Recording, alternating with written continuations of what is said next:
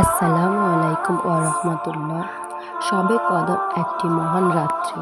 এই রাত্রে বরকত অন্য রাতের পৌঁছাতে পারে না। কুরআন শরীফে আল্লাহ পাক বলেন, শবে কদরের এক রাত্রি 1000 মাসের চাইতেও শ্রেষ্ঠ। সূরা কদর আয়াত নম্বর 3। অর্থাৎ অন্যান্য সময় 1000 মাস ইবাদত করিয়া যত নেকি পাওয়া যাইবে, শবে কদরের রাত ইবাদত করিয়া তার চেয়েও বেশি নেকি পাওয়া যাইবে।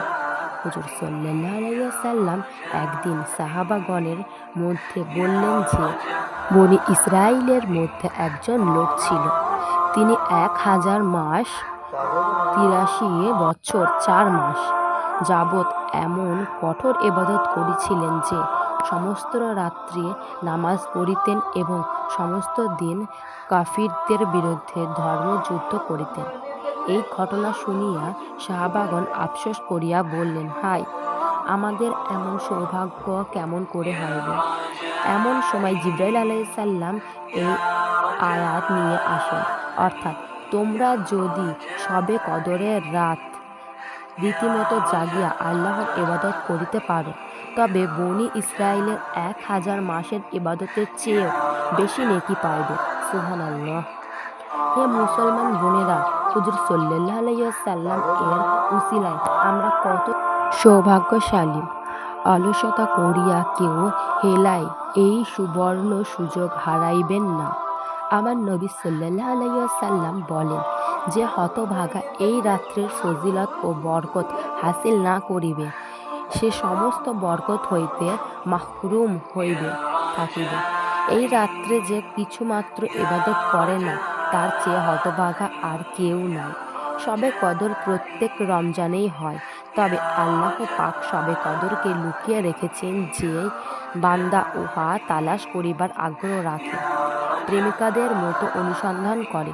হুজুর সাল্লাল্লাহু আলাইহি ওয়াসাল্লাম বলেন, যে ব্যক্তি শবে কদরকে পাইবে, আল্লাহ পাক তার উপর দোজখের আগুন হারাম করিয়া দিবেন এবং তার সমস্ত অভাব পূর্ণ করিয়া দিবেন।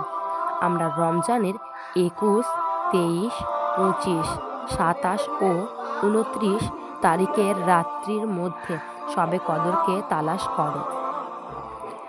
লাইলাতুল কদরে 9টি হরফ আছে এবং লাইলাতুল কদর শব্দটি সূরা কদরের মধ্যে 3 বার আসিছে।